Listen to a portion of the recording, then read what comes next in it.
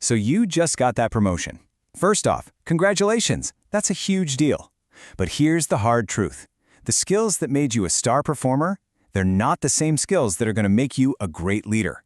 In fact, they might just be your biggest roadblock. Today, we're diving into that make-or-break transition, the journey that really defines a career.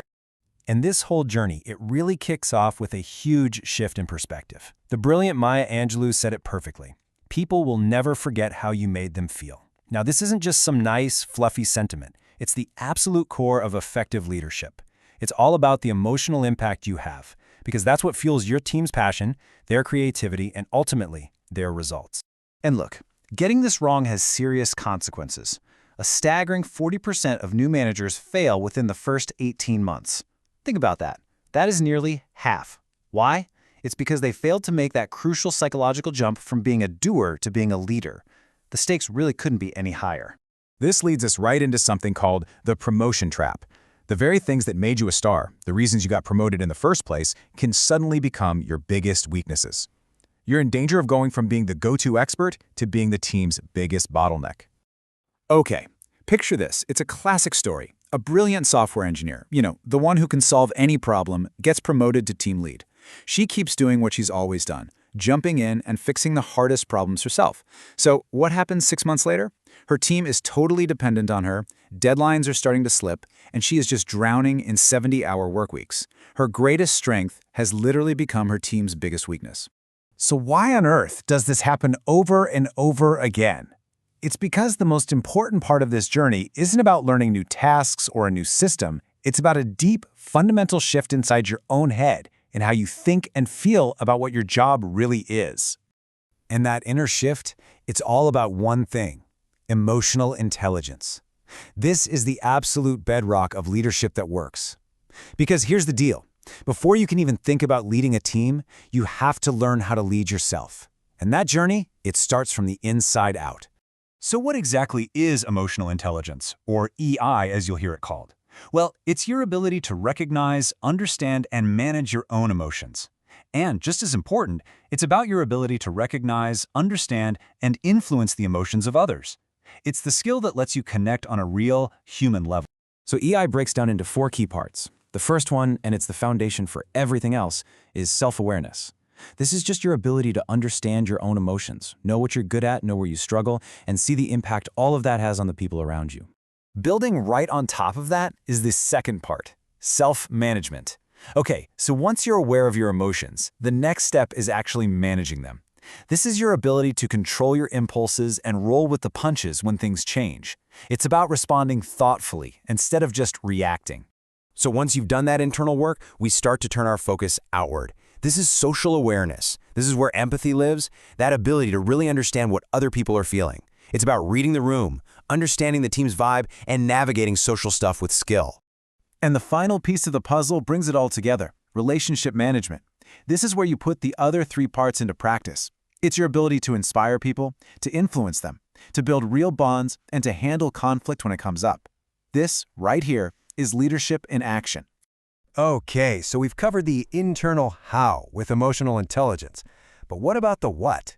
What are the actual, tangible things a leader is supposed to produce? For that, we can turn to a really simple but super powerful model, the DAC framework. DAC stands for direction, alignment, and commitment. Let's break it down. First, direction.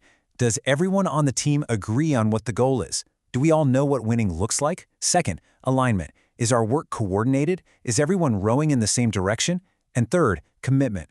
Does every single person feel a sense of ownership and responsibility for the team's success?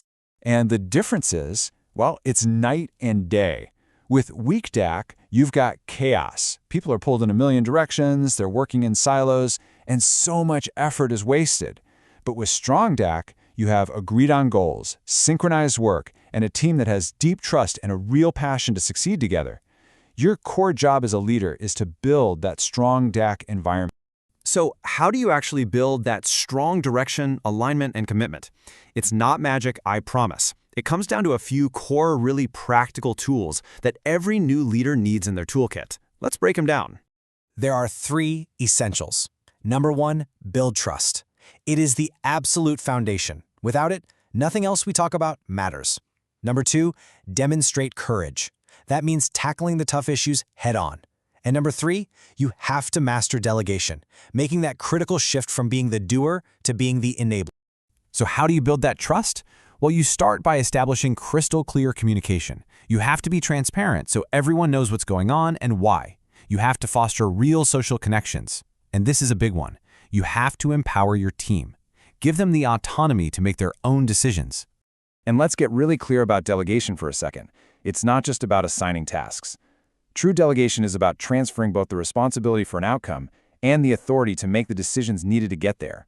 It's about true empowerment, not just offloading your to-do list. Now for the final stage of this journey. Once you've started to master the tools and the frameworks, you can begin to think about your legacy. The goal isn't just to be a good manager for this project or this year. It's about becoming a sustainable leader who creates a positive impact that lasts. So what is sustainable leadership? It's leadership that matters, leadership that spreads, and leadership that lasts. And its main job? To develop the leadership skills of other people. It's about creating more leaders, not more followers. It's resourceful, it's fair, and it actively tries to make things better. Think of a sustainable leader like a gardener.